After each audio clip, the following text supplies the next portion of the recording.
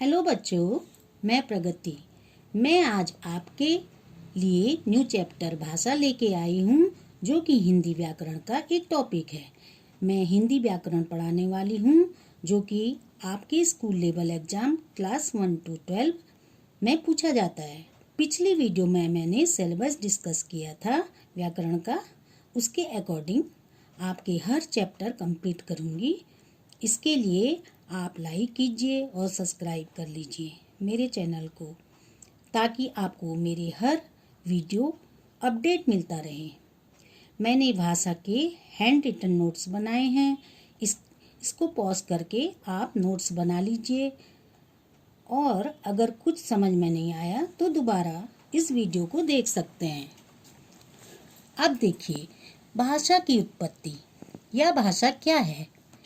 अपने विचारों और भावों को प्रकट करने के हमारे पास अनेक साधन हैं। जैसे रेलवे में हरी झंडी या हरी बत्ती दिखाकर यह संकेत दिया जाता है कि गाड़ी चले। कंडक्टर बस को रोकने या चलाने के लिए अलग अलग सीटी बजाता है। स्काउट गाइड अपनी बात को कहने के लिए कई तरह के संकेतों का प्रयोग करता है। बच्चा हंसकर या बोलकर अपने भाव प्रकट करता है। यह सब संकेत की भाषा है, लेकिन इन संकेतों, इशारों और चिन्हों को सही मायने में भाषा नहीं कह सकते हैं। भाषा क्या है? भाषा तो भाव और विचार प्रकट करने वाले उन ध्वनि संकेतों को कहते हैं जो मानव मुख से निकली हों।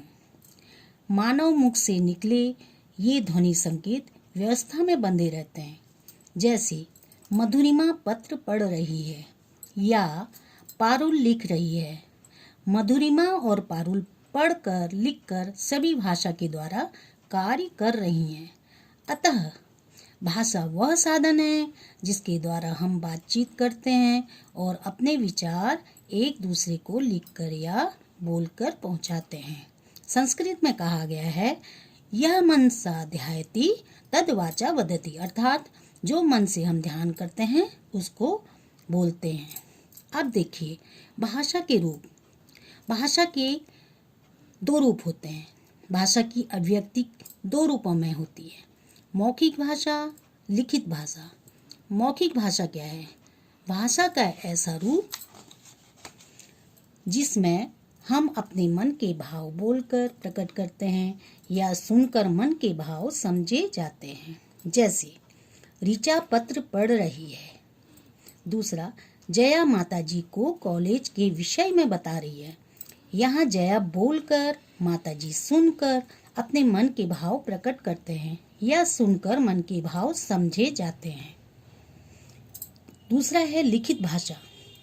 भाषा का ऐसा रूप जिसमें लिखकर मन के भाव प्रकट किए जाते हैं। जैसे रीता पढ़ रही है, अर्थात रीता लिखे हुए पत्र को पढ़कर लिखने वाले के मन के भावों को समझ रही है। पत्र लिखने वाले ने अपने मन के भाव प्रकट किए हैं। यह भाषा का लिखित रूप है। अब आती है बच्चों मातृभाषा और राष्ट्रभाषा, यानी कि mother tongue and national language, दोनों में अंतर है। मातृभाषा जैसे राज्य विशेष में तेलुगु, पंजाबी, कन्नड़ आदि हैं। राष्ट्रभाषा जिसको बोलते हैं नेशनल लैंग्वेज, 14 सितंबर 1949 को भारत की संविधान सभा में हिंदी को राजभाषा के रूप में स्वीकृत किया है, जिसकी लिपि देवनागरी है। इसे राजभाषा यानी कि ऑफिशियल लैंग्वेज भी कहते हैं। अब देखिए व्याकरण क्या है। जैसे कि आपको पता है, वर्ण से शब्द, शब्द से वाक्य बनते हैं। किसी भी शब्दों को कहीं रख दो, वाक्य नहीं बनता है। जैसे बच्चे मारा डंडे कुत्ते, क्या है? तो ये वाक्य नहीं है। सही वाक्य है, बच्चे ने कुत्ते को डंडा मारा।